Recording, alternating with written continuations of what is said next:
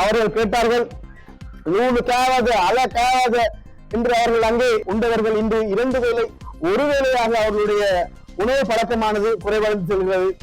கிராமப்புறங்களில் வாழக்கூடிய மக்கள் அவர் ரூபாய் முதலீடு செய்து 10,000 ரூபாய் அவருக்கு லாபம் கிடைப்பதாக இருந்தால் இன்று அந்த 10,000 ரூபாய் சம்பாதிப்பதற்கு அவர் 10 லட்சம் ரூபாய் முதலீடு செய்ய வேண்டியது இருக்குது. அந்த அளவுக்கு பொறுப்பு அதிகமாக இருந்தால் ஒவ்வொருவரும் கொழும்பை நோக்கி அல்ல தங்களுடைய மாவட்டங்களிலே அங்கே வீதி கிளங்கி விடுவார்கள்.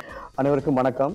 நான் வெள்ளையன் வினோகாந்த், சம்மாந்துறை பிரதேச சபையினுடைய உப தவிசாளரும் அதே போல அம்பாறை மாவட்ட பொத்துவில் தொகுதியினுடைய ஐக்கிய மக்கள் சக்தியினுடைய அமைப்பாளருமாக என்னுடைய கடமைகளை சமகாலத்திலே செய்து கொண்டு வருகிறேன். இன்று இந்த நாட்டின் மக்களுடைய வாழ்வாதார நிலையானது எண்ணி பார்க்க முடியாத அளவுக்கு ஒரு கீழ்மட்டத்தை நோக்கி சென்று கொண்டிருக்கிறது. உண்மையில் கடந்த தேர்தலின் போது சஜித் பிரேமதாஸ் அவர்களை ஜனாதிபதி வேட்பாளராக நாங்கள் முன்வைத்து அதிகமான நலத்திட்டங்களை மக்கள் சார்பாக செய்வதற்கு ஏற்பாடுகளை செய்திருந்தோம். பொருளாதார சம்பந்தமான குழுக்களை உருவாக்கி அதே போல வீடமைப்பு சம்பந்தமாக கல்வி சம்பந்தமாக அதிகமான விடயங்களிலே நாங்கள் கரிசனை செலுத்திக் கொண்டு வந்த காலகட்டத்தில் தான் இந்த அரசாங்கமானது பொய்யான வாக்குறுதிகளை இந்த மக்களுக்கு வழங்கியிருந்தது. எனவே எமது நாட்டில் உள்ள அதிகமான மக்களும் அவருடைய பொய்யான வாக்குறுதிகளுக்கு அவர்கள் அங்கே ஏமாந்து விட்டார்கள் என்றுதான் கூற முடியும். உண்மையிலே அவர்கள் ஆட்சிக்கு வருவதற்கு முன்பதாக அவர்கள் கூறிய விடயங்கள், உதாரணமாக தற்பொழுது கல்வி சாதாரண தரத்தினுடைய பெறுபேறுகள் வெளியா இருக்கின்றன. எனவே இந்த கல்வி சார்ந்த மாணவர்களுக்கு அவருடைய கற்றல் உபகரணங்களுக்கான வரிகளை 100க்கு 100 முற்றுமாக வரிவிலக்கு செய்வதாக கூறியிருந்தார்கள். இன்று பாடசாலை உபகரணங்களை குறித்து கடைக்கு சென்று ஒரு பெற்றார் வாங்க நினைத்தால் அவருடைய நெஞ்சு படபடக்கும் அளவுக்கு விலை உயர்ந்திருக்கிறது. எரிபொருட்களுடைய விலை, ஒரு வயது முதிர்ந்த தலைவராக இருந்தாலும் கூட ரணில் அவர்கள் அந்த பொருளாதார கட்டுப்பாட்டு காலகட்டத்திலே இந்த நாட்டு மக்களுக்கு சரியான முறையிலே அவர் அங்கே டாலருடைய விலை உட்பட எரிபொருட்களுடைய விலை, கேஸுடைய விலை அனைத்திலும் அங்கே மக்களுக்கான ஒரு நலத்திட்டத்தை ஒரு மானியத்தை கொண்டு வருவதற்கான முயற்சியில் ஈடுபட்டு எங்களுக்கு அவர் செய்து தந்திருந்தார். ஆனால் இன்று அவர் கூறினார்கள், வந்தவுடன் மின்சாரத்தினுடைய கட்டணத்தை 3ல் ஒரு பங்காக குறைப்பதாக கூறினார்கள். மாறாக கிட்டத்தட்ட 3 முறை இந்த கட்டணத்தை உயர்த்தி இருக்கிறார்கள், குறைக்கவில்லை. கேஸ் சிலிண்டர் ஒன்றினுடைய விலை கிட்டத்தட்ட 2,900 ரூபாயாக இருந்த விலை இன்று 5,200 ரூபாய் மாற்றப்பட்டிருக்கிறது. பழையபடி இந்த எரிபொருள் நிலையங்களிலே இன்று மக்கள் அங்கே அனுபவித்துக் கொண்டிருக்கிறார்கள். காரணம், QR முறையிலான ஒரு குறிப்பிட்ட அளவிலான எரிபொருட்களை மாத்திரம் வழங்குகிறார்கள். தூரத்துக்கு, உதாரணமாக கொழும்புக்கு செல்பவர்கள் ஒரு கிழமை சென்று அடுத்த கிழமை தான் கொழும்புக்கு வர வேண்டியதா இருக்கிறது அம்பாறைக்கு. அந்த அளவுக்கு இன்று இந்த நாட்டினுடைய நடைமுறையானது, மக்களுடைய வாழ்வியலானது படிப்படியாக அதிகமாக பாதிப்புக்குள்ளாய் கொண்டிருக்கிறது. எனவே மக்கள் ஒன்றை தெளிவாக உணர்ந்து கொள்ள வேண்டும். அம்பாறை மாவட்டமானது கிட்டத்தட்ட விவசாயிகளை மையமாக கொண்ட ஒரு மாவட்டம். இன்று விவசாயத்தின் மூலமாக பெறப்பட்ட அறுவடைக்கு, அவருடைய நெல்களுக்கு சரியான விலை இல்லாத காரணத்தினால் எத்தனையோ விவசாயிகள் கடன் பட்டவர்களாக அவருடைய அறுவடையுடைய நெல்களை வீட்டில் வைத்துக் கொண்டு விற்பனை செய்ய முடியாத நிலையிலே இன்று வீதி கிளம்புவதற்கு தயாராக கொண்டிருக்கிறார்கள். எந்த விலைகளுடைய பொருட்களுடைய விலைகளும் வானை தொழும் அளவுக்கு உயர்ந்து விட்டது. பஸ் வாகனங்கள் செல்ல முடியாத அளவுக்கு வாகனங்களுடைய போக்குவரத்து கட்டணங்கள் உயர்ந்து வருகின்றன. சாதாரணமாக ஒரு சிறு கைத்தொழில் மூலமாக ஒரு கடையிலே ஒரு முதலாளியானவர் 1 லட்சம் ரூபாய் முதலீடு செய்து 10,000 ரூபாய் அவருக்கு லாபம் கிடைப்பதாக இருந்தால் இன்று அந்த 10,000 ரூபாய் சம்பாதிப்பதற்கு அவர் 10 லட்சம் ரூபாய் முதலீடு செய்ய வேண்டியது இருக்குது. அந்த அளவுக்கு பொருட்களுடைய விலைகள் உயர்ந்திருக்கின்றன. எனவே இந்த நாட்டு மக்களை பார்த்து குறிப்பிட விடயம் என்னவென்றால், எங்களுக்கு 2029ஆம் ஆண்டிலே எங்களுக்கு ஒரு தேர்தல் வர இருக்கிறது. எனவே கடந்த கோட்டபாயாவுடைய ஆட்சி காலத்தின் போதும் நாங்கள் வலியுறுத்தி கூறினோம், இந்த நேசரி பிள்ளைகளுக்கு நாட்டை வழங்க வேண்டாம் என்று கூறினோம். ஆனால் அதையும் தாண்டி அவருக்கு ஒரு பெரிய ஒரு 3/2 பங்கை இந்த மக்கள் வழங்கி இருந்தார்கள். ஆனால் 2 வருடத்திலே இருப்பதற்கு இடம் தெரியாமல் அவர் அங்கே ஓடிவிட்டார். இன்று இந்த அரசாங்கத்தின் நிலைப்பாடும் அதுவாகத்தான் இருக்கிறது. நான் நினைக்கிறேன், இந்த நிலைமை நீடிக்குமாக இருந்தால் ஒவ்வொருவரும் கொழும்பை நோக்கி அல்ல தங்களுடைய மாவட்டங்களிலே அங்கே வீதி கிளங்கி விடுவார்கள். அந்த அளவுக்கு சென்று கொண்டிருக்கிறது நிலைப்பாடுகள். எனவே பெரிய ஒரு எதிர்பார்ப்புக்கு மத்தியில் இந்த அரசாங்கம் ஆட்சி அமைத்திருந்தது. ஆனால் இன்று அந்த அப்படியாக அமைக்கப்பட்ட ஆட்சியினுடைய விளைவானது மக்கள் மத்தியில் ஒரு பெரிய ஏமாற்றத்தை அளித்திருக்கிறது என்றால் அது மிகவில்லை என்பதுதான் இங்கே பொருள். பாராளுமன்றத்தில் கூட கிட்டத்தட்ட 159 இருக்கிறார்கள். ஆனால் 159 பேர்களும் அங்கே பேசுவதில்லை. குறிப்பிட்ட ஒரு சாரார் மாத்திரம் தான் பேசிக் கொண்டிருக்கிறார்கள். அவர்கள் பேசும் விடயங்கள் கூட உண்மைக்கு புறம்பான விடயங்கள் தான். அதிகமான பொய்களை அவர்கள் அங்கே கட்டவிழ்த்துக் கொண்டிருக்கிறார்கள். தேர்தலுக்கு முன்பதாக கொடுக்கப்பட்ட எந்த வாக்குறுதிகளையும் அவர்கள் நிறைவேற்றவில்லை. எனவே இன்று நாட்டிலே 3 வேளை உண்டவர்கள் இன்று 2 வேளை ஒரு வேளையாக அவர்களுடைய உணவு பழக்கமானது குறைவடைந்து செல்கிறது. கிராமப்புறங்களில் வாழக்கூடிய மக்கள் அவர்களுடைய வாழ்வாதாரம் இல்லாமல் உணவுக்கே திண்டாட வேண்டிய ஒரு சூழ்நிலை உருவாகி இருக்கிறது.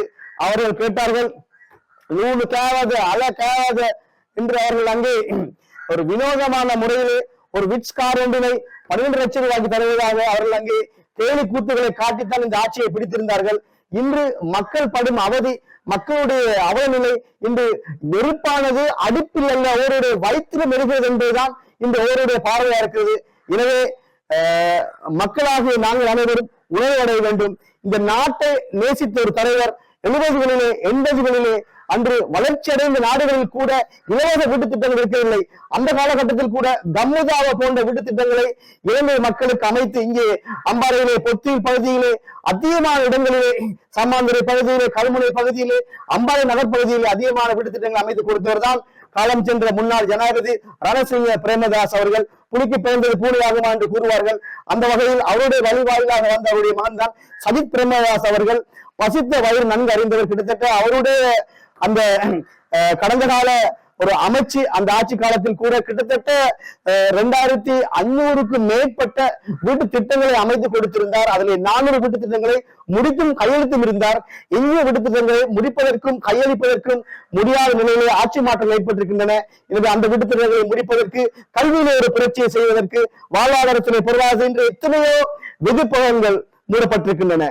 மின்சாரத்தை பாதிக்க முடியாத நிலையிலே எத்தனையோ சிறுகைத்தொழில் பேட்டைகள் மூடப்பட்டிருக்கின்றன. இந்த இளைஞர்கள் இந்த நாட்டை விட்டு வெளிநாடை நோக்கி அங்கே பலபடையாக அணிவகுத்துக் கொண்டிருக்கிறார்கள். இந்த நாட்டில் என்ன வளம் இல்லை, அத்தனை வளங்களும் உள்ள நாட்டை விட்டுவிட்டு இளைஞர்கள் படையெடுப்பதற்கான காரணம் என்ன? சரியான ஆட்சி முறைகள் இங்கே அமையவில்லை என்பதுதான் காரணம். எனவே அடுத்த முறையாவது நாங்கள் தற்போது கற்றுக்கொண்ட பாடங்களை வைத்துக் கொண்டு நல்ல தலைவரை, சஜித் பிரேமதாச போன்ற ஒரு நல்ல தலைவரை இந்த மக்கள் தெரிந்திருக்க வேண்டும் என்பதை நான் மிக ஆணித்தரமாக இந்த சந்தர்ப்பத்திலே இந்த ஊடக சந்திப்பின் வாயிலாக தெரிவித்துக் கொள்கிறேன். இந்த ஊடக சந்திப்புக்கு ஏற்பாடு செய்து வந்திருக்கக்கூடிய அனைத்து ஊடக நண்பர்களுக்கு நன்றியை தெரிவித்துக் கொள்கிறேன். நன்றி, வணக்கம். இவர்கள் ஆட்சிக்கு வருவதற்கு முன்பதாக ஏற்கனவே இருந்த ஆட்சியாளர்கள் குற்றம் சாட்டிக் கொண்டிருந்தார்கள். திருடி நடக்கிறது, களவு நடக்கிறது, வஞ்சம் நடக்கிறது, ஊழல் இருக்கிறது என்பது மறுக்க முடியாத உண்மைகள் அங்கே அதிகமா இருக்கின்றன. ஆனால் இன்று இவருடைய ஆட்சியிலே அண்மையில் ஒரு வீதியிலே 2500க்கும் மேற்பட்ட மில்லியன் ரூபாயானது அங்கே காணாமலாக்கப்பட்டிருக்கிறது. ஏற்கனவே இவருடைய ஆட்சியிலே களவாளி யார் என்பது தெரியும். ஆனால் இந்த ஆட்சியிலே களவர்த்தம் யார் என்பது தெரியாமல் இருக்கிறது. ஆனால் நிதி மோசடி இடம்பெற்றிருக்கின்றது. எனவே மக்கள் தெளிவடைய வேண்டும். இன்று ஒரு ஆட்சிக்கு வர முன்பதாக ஆட்சி அதிகாரம் இல்லாமல் இந்த வைத்தியசாலைகளுக்கு சென்று நோயாளிகளுக்கான இலவச மருத்துவ உபகரணங்கள், பாடசாலைகளுக்கு சென்று பாடசாலை மாணவர்களுக்கான அவர்களான பஸ் வண்டிகள், அதே போல அவருடைய தொழில்நுட்ப அறிவு வளர்ச்சிக்காக கணினி போன்ற உபகரணங்களை வழங்கியவர் சஜித் பிரேமதாஸ் அவர்கள். இந்த நாட்டிலே வரிப்பணத்தின் மூலமாக பெறப்பட்ட எந்த நிதியையும் கொண்டு அவர்கள் செய்யவில்லை. தன்னுடைய சொந்த நிதியிலும் தன் நண்பர்களை கொண்டும் அங்கே சேகரிக்கப்பட்ட நிதி மூலமாக மக்களுக்கு செய்திருந்தார். எனவே அப்படியான ஒருவரை நாங்கள் மீண்டும் ஆட்சி கட்டளைக்கு கொண்டு அமர்த்துவமாக இருந்தால் நிச்சயமாக அன்று 70 இருந்த அந்த பொற்காலமானது. நான் இன்னும் ஒரு விடயத்தை குறிப்பிட்டு சொல்ல விரும்புகிறேன். 1994ஆம் ஆண்டுக்கு உட்படாத லலித் அத்ரத் முதலி, ஜெயராஜ் ஜெயவர்தன் அவர்கள், ரணசிங்க பிரேமதாஸ் அவர்கள், DS சேனநாயக் அவர்கள், இவர்கள் இந்த நாட்டிலே அதிகமான இடங்களை உருவாக்கியிருக்கிறார்கள். கல்வி திட்டங்கள், 200 கவர்மெண்ட் வசதிகள், அதே போல அதிகமான இடங்கள் உருவாக்கியிருக்கிறார்கள். ஆனால் 94ஆம் ஆண்டுக்கு பிறகு நீங்கள் பார்த்தீர்களா இருந்தால் இங்கே உருவாக்கப்பட்ட திட்டங்கள் என்று எதுவும் கிடையாது. மாறாக நாட்டிலே கடனுக்கு மேல் கடன் சுமையை உருவாக்கி தற்போது ஒவ்வொரு குடிமக்களுடைய தலையிலும் கடனைத்தான் சுமந்து வைத்திருக்க. எனவே குடிமக்களை பார்த்து நான் கூறும் விடயம் என்னவென்றால், நல்ல தலைவர்களை உருவாக்குவதற்கு நீங்கள் இருக்க வேண்டும். ஒருவருக்கு ஒரு விடயத்தை அளிக்காமல் வழங்காமல் அவர் எப்படி செய்வார் என்று எண்ணி நகையாடுவது என்பது மிக கேலித்தனமாக ஒரு விவேகமாக இருக்கிறது. எனவே ஒருவருக்கு ஒரு விடயத்தை வழங்கிவிட்டு நாங்கள் பார்க்கிறோம் அவர் எப்படி செய்வார் என்று. அந்த சஜித் பிரேமதாஸ் அவர்கள் நாட்டிலே காணப்படக்கூடிய அதிகமான வறுமை கோட்டுக்கு உட்பட்டவருடைய மனதிலே குடியிருப்பது தரவாக இருக்கிறார். எனவே அவருக்கு இந்த வாய்ப்பை நாங்கள் வழங்கும் பட்சத்திலே நிச்சயமாக இந்த கேள்விகளுக்கான விடைகள் எங்களுக்கு கிடைக்கும் என்பதுதான் என்னுடைய பார்வை. உண்மையில் இலங்கை இலங்கை நாட்டை பொறுத்தவரையிலே ஒவ்வொருவரும் கூறும் விடயம் என்ன? அபிவிருத்தி அடைந்து கொண்டு வரும் நாடு. எங்களுடைய பாட்டுடைய காலத்திலே கூறினார்கள் அபிவிருத்தி அடைந்து கொண்டு வரும் நாடு. என்னுடைய தகப்புடைய காலத்தில் கூறினார்கள் அபிவிருத்தி அடைந்து கொண்டு வரும் நாடு. தற்போது எங்களுடைய காலத்தில் கூறுவார்கள் அபிவிருத்தி அடைந்து கொண்டு வரும் நாடு. என்னுடைய பிள்ளைகளின் காலத்தில் கூறுவார்கள் எப்பொழுது நாடு அபிவிருத்தி அடைவது? அபிவிருத்தி அடைவதற்கு தடையா இருக்கக்கூடிய தலைவர்களை நியமிப்பதில் தான் எங்களுடைய பிழை இருக்கிறது. கோட்டாபய ராஜபக்ச அவர்களை பொறுத்தவரையிலே அவருக்கு இந்த நாட்டினுடைய அரசியல் வலிவாக என்பது எதுவுமே அறியாமல் குடும்ப பின்னணியினர் வந்தவருக்கு அவர்கள் வழங்கியிருந்தார்கள். வந்தவர் என்ன கூறினார்? நாங்கள் இந்த விவசாயிகளுடைய பிரச்சனையிலே அவர் உண்மையிலே அவர் தவறெடுத்த விடயம் முதலாவது விடயம் விவசாயிகளுடைய பிரச்சனையில் அவர் கை வைத்ததுதான். எனவே முற்றும் முழுவதுமாக இந்த நாடானது விவசாயத்தை கிட்டத்தட்ட 50% மேற்பட்ட முறையிலே அது கையாளக்கூடிய நாடாக காணப்படுகிறது. விவசாயத்தினுடைய வயிற்றில் அடிக்க சென்றதுதான் அவருடைய அந்த வீழ்ச்சிக்கு முதலாக காரணமாக இருந்தது. எனவே இந்த அரசாங்கம் கூட தற்பொழுது விவசாயிகளுக்கு நான் நினைக்கிறேன் 110 ரூபாய் தருவதாக 120 ரூபாய் தருவதாக எல்லாம் கூறியிருந்தார்கள். உங்களுக்கு தெரிந்திருக்கும் கடந்த காலங்களிலே ஒரு சிறிய விடயம் என்னவென்றால் ஒரு ஐவே போடுவதாக இருந்தால் அங்கே குரங்குகள் அடிபட்டு செத்துவிடும், மயில் அடிபட்டு செத்துவிடும் என்று அதை தடுப்பார்கள். எனவே ஆர்ப்பாட்டம் செய்யாத விடயங்களே இல்லை. எனவே அப்படி ஆர்ப்பாட்டம் செய்த ஆர்ப்பாட்டக்காரர்கள் தான் இன்று ஆட்சியில் இருந்து கொண்டிருக்கிறார். எனவே இவர்கள் ஆட்சியில் இருப்பதனால் ஆர்ப்பாட்டம் செய்வதற்கு இன்று யாரும் இல்லை. எனவே மிக விரைவில் ஆர்ப்பாட்டக்காரர்களை தவிர பாதிக்கப்படக்கூடிய மக்கள் இயல்பாகவே வீதிக்கு எழக்கூடிய நிலைமை மிக அண்மையில் மிக விரைவில் உருவாகும் என்பதிலே எந்த விதமான மாற்று கருத்திலே. காரணம் ஒவ்வொருவருடைய வயிற்றிலும் தற்பொழுது இந்த அரசாங்கத்தினுடைய முன்னெடுப்புகளானது ஒவ்வொருவருடைய வயிற்றிலும் அங்கே அடிப்பது போல் இருப்பதனால் நிச்சயமாக எதிர்காலத்தில் ஒரு பெரிய புரட்சி இந்த அரசாங்கத்துக்கு விரோதமாக மக்கள் வீதிக்கு இறங்குவார்கள் என்பதுதான் இப்படி பார்க்கிறோம்.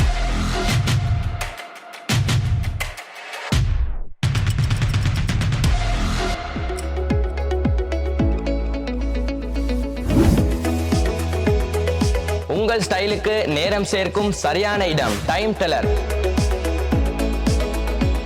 நீங்க வாட்ச் பிசினஸ் செய்யறவங்களா இல்லாட்டி செய்ய பாக்குறவங்களா, உங்களுக்கு நாங்க பெஸ்ட் விலையில பெஸ்ட் வாரண்டியோட பெஸ்ட் ஐட்டங்கள்ல நிறைய மோர் தென் வெரைட்டிஸோட தரத்துக்கு நாங்க ரெடி ஆகிறோம். எங்கள்கிட்ட எல்லா ஐட்டமும் வாரண்டியோடையும் வரும், நல்ல ஐட்டமும் மீக்குது, அதே மாதிரி லோ பிரைஸ்லயும் மீக்குது. ரிட்டைல் எடுக்கணுமெண்டா ஒர்க்கிங் கஸ்டமரா இருந்தீங்கடா நீங்க வாங்க, நாங்க ஹோல்சேல் விலைக்கு உங்களுக்கு ரிட்டைல் தருவோம். எங்களோட கடை இருக்குது பெட்டால 2nd கோ ஸ்ட்ரீட் நம்பர் 54 மார்க்கெட்ல சரியா கந்தரோட்டைக்கு சரியா ஆப்போசிட்ல இருக்குது. கடைக்கு நீங்க சாமான் எடுக்க நீ பரவாயில்ல, சும்மா விசிட் பண்ணி பாருங்க. என்னோட கான்டாக்ட் நம்பர் 0768782482418. செய்திகளை உடனுக்குடன் தெரிந்து கொள்ள உடனே சப்ஸ்கிரைப் பண்ணுங்க.